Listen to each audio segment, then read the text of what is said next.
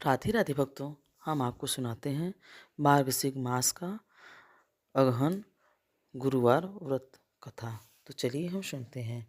भारतवर्ष में एक प्रतापी और दानी राजा राज्य करता था। वह नित्य गरीबों और ब्राह्मणों की सहायता करता था। यह बात उसकी रानी को अच्छी नहीं लगती थी। वह ना ही गरीबों को दान देती और ना ही भगवान का पूजन करती थी, और राजा को भी दान देने से मना किया करती थी। एक दिन राजा शिकार खेलने वन को गए हुए थे, तो रानी महल में अकेली थी। उसी समय गुरुदेव साधु के वेश में राजा के महल में भिक्षा के लिए गए और भिक्षा मांगी। रानी ने भिक्षा देने से इनकार कर दिया और कहा कि हे साधु महाराज, मैं इस दान पुण्य से तंग आ गई हूँ। मेरा पति सारा दिन धन लुटाता रहता है। मेरी इच्छा है कि आप हमारा सारा धन नष्ट हो जाए, फिर ना रहेगा बांस और ना बजेगी बांसुरी। साधु ने कहा, देवी तुम तो बड़ी विचित्र हो। धन संतान से तो सभी चाहते हैं, पुत्र और लक्ष्मी तो पापी के घर में भी होनी चाहिए। यदि तुम्हारे पास अधिक धन है तो भूखे को भोजन कराओ, प्याव लगवाओ, ब्राह्मणों को दान दो, मुसाफिरी के लिए धर्मशाला को खुलवाओ। जो निर्धन अपनी कुंवारी कन्याओं का विवाह नहीं कर सकते हैं, उनका विवाह करा दो। ऐसे और कई काम हैं जिनके करने से तुम्हारा यश लोक परलोक में फैलेगा। परंतु रानी पर उपदेश का कोई प्रभाव न पड़ा। कहने लगी, महाराज आप मुझे कुछ मत समझाइए। मैं ऐसा धन नहीं चाहती जो हर जगह बांटती फिरूं। साधु ने उत्तर दिया, यदि तुम्हारी ऐसी इच्छा है तो तथास्तु, तुम ऐसा ही करना। गुरुवार के दिन घर को लीप गोबर से लीप कर पीली मिट्टी से अपना सिर धोकर स्नान करना, भट्टी चढ़ाकर कपड़े धोना। ऐसा करने से आपका सारा धन नष्ट हो जाएगा। इतना कहकर वहाँ से साधु महाराज अलूप हो गए। साधु के कहे अनुसार बातों को पूरा करते करते रानी को केवल 3 गुरुवार ही बीते थे। उसकी समस्त धन संपत्ति नष्ट हो गई। अब भोजन के लिए राजा का परिवार तरसने लगा। तब एक दिन राजा ने रानी से कहा कि हे रानी, तुम यहीं रहो, मैं दूसरे देश को जाता हूँ, क्योंकि यहाँ पर सभी लोग मुझे जानते हैं, इसलिए मैं कोई छोटा काम भी नहीं कर सकता। ऐसा कहकर राजा परदेश को चला गया। वहाँ जंगल में लकड़ी काट कर लाता और शहर में बेचता। इसी तरह वह अपना जीवन व्यतीत करने लगा। इधर राजा के परदेश जाते ही रानी और दासी दुखी रहने लगी। एक बार जब रानी और दासी को 7 दिन तक बिना भोजन के रहना पड़ा, तो रानी ने अपनी दासी से कहा कि हे दासी, पास ही नगर में मेरी बहन रहती है और बड़ी धनवान है, तो उसके पास जा, कुछ ले आ, ताकि थोड़ी बहुत गुजर बसर हो जाएगी। दासी रानी की बहन के पास गई। उस दिन गुरुवार का, और रानी की बहन उस समय गुरुवार का व्रत की कथा सुन रही थी। दासी ने रानी की बहन को अपनी रानी का संदेश दिया, लेकिन रानी की बहन ने कोई उत्तर नहीं दिया। जब दासी को रानी की बहन से कोई उत्तर नहीं मिला, तब वह बहुत दुखी हुई और उसे क्रोध भी आया। दासी ने वापस आकर रानी को सारी बात बता दी। सुनकर रानी ने अपने भाग्य को कोसा। उधर रानी की बड़ी बहन ने सोचा कि मेरी बहन की दासी आई थी, परंतु मैं उससे नहीं बोली, इससे वह बहुत दुखी हुई होगी। कथा सुनकर और पूजा समाप्त करके वह अपनी बहन के घर आई और कहने लगी, हे बहन, मैं गुरुवार का व्रत कर रही थी, तुम्हारी दासी मेरे घर आई थी, परंतु जब तक कथा होती है तब तक ना तो उठते हैं और ना ही बोलते हैं, इसलिए मैं नहीं बोली। कहो दासी क्यों गई थी? रानी बोली, बहन तुमसे क्या छिपाऊं, हमारे घर में खाने तक को अनाज नहीं था। ऐसा कहते कहते रानी की आंखें भर आई और उसने दासी समेत पिछले साल दिनों से भूखे रहने की बात अपनी बहन को विस्तार पूर्वक सुना दी। रानी की बहन बोली, देखो बहन, गुरुदेव सबकी मनोकामना पूर्ण करते हैं। देखो शायद तुम्हारे घर में अनाज रखा हो। पहले तो रानी को विश्वास नहीं हुआ, पर बहन के आग्रह पर करने पर उसने अपनी दासी को घर के अंदर भेजा, तो उसे सचमुच में अनाज से भरा हुआ एक घड़ा मिला। यह देखकर रानी को बड़ी हैरानी हुई। दासी कहने लगी कि हे रानी, जब हमको भोजन नहीं मिलता तो हम रोज ही व्रत करते हैं, इसलिए क्यों ना इनसे हम व्रत की कथा विधि पूछ ली जाए, ताकि हम भी व्रत करें सके। तब रानी ने अपनी बहन से गुरुवार व्रत के बारे में पूछा, तो उसकी बहन ने बताया कि गुरुवार के व्रत में चने की दाल में मुनक्का से विष्णु भगवान का केले की जड़ में पूजन करे, दीपक जलावे, व्रत कथा सुने और पीला भोजन ही करे। इससे गुरुदेव प्रसन्न होते हैं। और व्रत और पूजन विधि बतलाकर रानी की बहन अपने घर को लौट गई। 7 दिन बाद जब गुरुवार आया तो रानी और दासी ने व्रत रखा और गौशाला में जाकर चना गुड़ लेकर आई और फिर उससे केले की जड़ जड़ तथा विष्णु भगवान का पूजन किया। अब पीला भोजन कहाँ से है, इस बात को लेकर दोनों बड़ी बड़ी दुखी हुई, क्योंकि उन्होंने व्रत रखा था, इसलिए गुरुदेव उनसे प्रसन्न थे। इसलिए वे एक साधारण व्यक्ति का रूप धारण करके 2 थाली में सुंदर पीला भोजन दासी को दे गए और भोजन पाकर दासी प्रसन्न हुई और फिर रानी के साथ मिलकर भोजन ग्रहण किया। उसके बाद वे सभी गुरुवार को व्रत और पूजन करने लगी।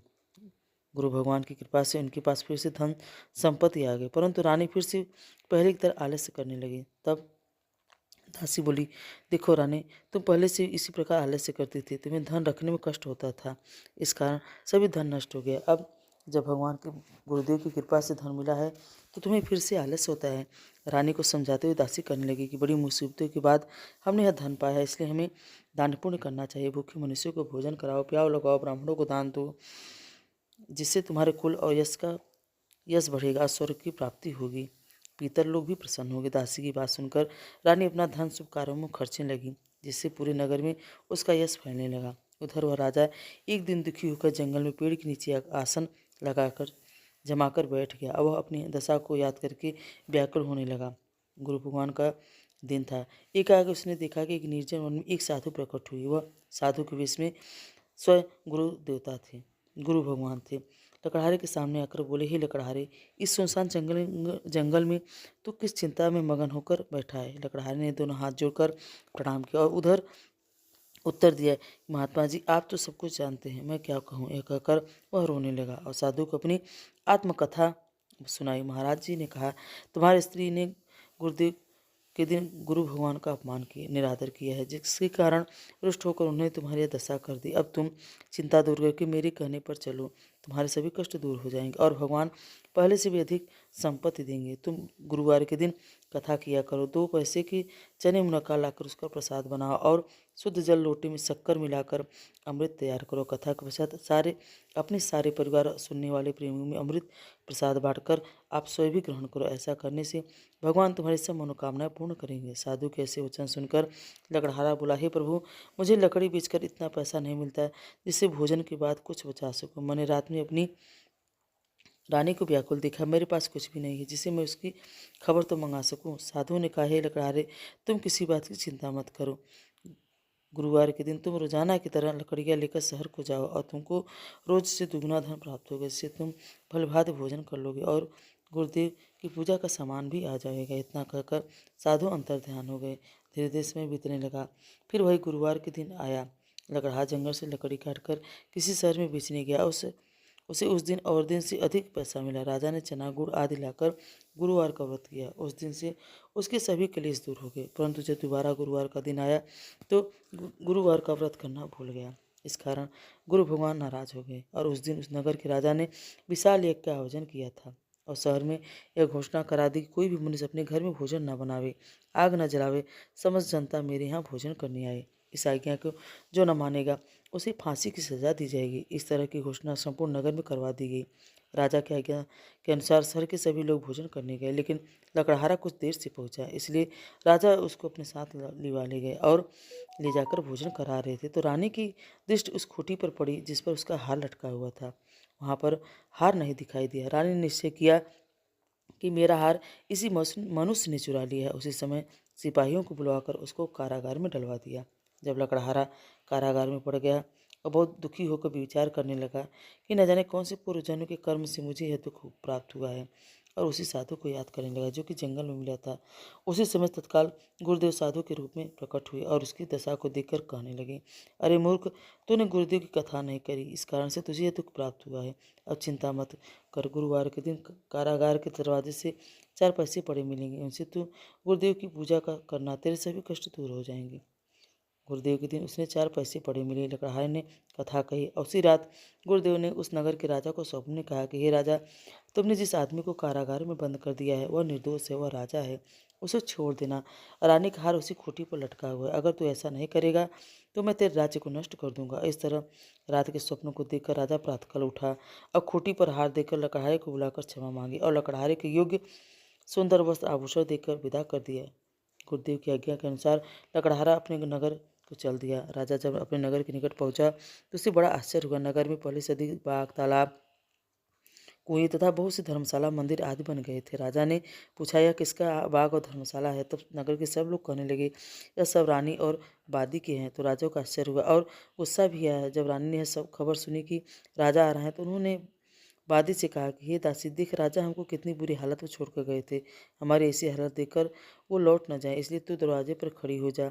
आज्ञा अनुसार दासी दरवाजे पर खड़ी हो गई। राजा आए तो उन्हें अपने साथ लेकर आई। तब राजा ने क्रोध करके अपनी रानी से पूछा कि यह धन तुम्हें कैसे प्राप्त हुआ है। तब उन्होंने कहा कि यह सब धन गुरुदेव की कृपा से, व्रत के प्रभाव से प्राप्त हुआ है। अब राजा ने निश्चय किया कि 7 रोज बाद तो सभी गुरुदेव का पूजन करते हैं, परंतु मैं प्रतिदिन दिन में 3 बार कहानी और रोज व्रत किया करूंगा। अब हर समय राजा के दुपट्टे में चने की दाल बधी रहती और दिन में 3 बार कहानी कहता। एक रोज राजा ने विचार किया कि चलो अपनी बहन के यहाँ हो आवे। इस तरह निश्चय कर राजा घोड़े पर सवार होकर अपनी बहन के यहाँ चलने लगा। मार्ग में उसने देखा कुछ आदमी एक मुर्दी को ले जा रहे थे। उन्हें रोककर राजा कहने लगा, अरे भाइयों, मेरे गुरुदेव की कथा सुन लो। वे बोले, हमारा तो आदमी मर गया है, इसको अपनी कथा की पड़ी है। परंतु कुछ लोग आदमी को बोले, अच्छा कहो, हम तुम्हारी कथा भी सुनेंगे। राजा ने दाल निकाली और जब कथा आधी हुई तो मुर्दा हिलने लगा, और जब कथा समाप्त हो गई तो राम राम करके वह मनुष्य खड़ा हो गया। आगे मार्ग में उसे एक किसान खेत में हल चलाता मिला। राजा ने उसे देखा, उससे बोले, अरे भैया, तुम बृहस्पतिवार की कथा सुन लो। किसान बोला, जब तक मैं तेरी कथा सुनूंगा तब तक मैं 4 हरिया जोत लूंगा। जा अपनी कथा किसी और को सुनना। इस तरह राजा आगे चलने लगा। तो भक्तों, इस कथा जो गुरुवार व्रत रहता है वो भगवान बृहस्पति भगवान का नाम नहीं लेता। कथा कहते दौरान मुझे भगवान का नाम निकल गया। गुरुवार व्रत रहने वाले को कभी भगवान का नाम नहीं लेना चाहिए, उन्हें गुरुवार ही कहना चाहिए। तो भक्तों, आगे की कथा सुनते हैं। राजा के हरते बैल पछाड़ खाकर गिर गए और उसके किसान के पेट में बहुत जोर का दर्द होने लगा। उसी समय उसकी माँ रोटी लेकर आई। जब उसने यह देखा तो अपने पुत्र से सब हाल पूछा और बेटे ने सभी हाल कह दिया। तो बुढ़िया दौड़ी दौड़ी उस घोड़सवार के पास गई और उससे बोली कि मैं तेरी कथा सुनूंगी, तू अपनी कथा मेरे खेत पर चलकर ही कहना। राजा ने बुढ़िया के खेत पर जाकर कथा कही, जिसके सुनते ही बैल उठ खड़े हुए और किसान के पेट का दर्द बंद हो गया।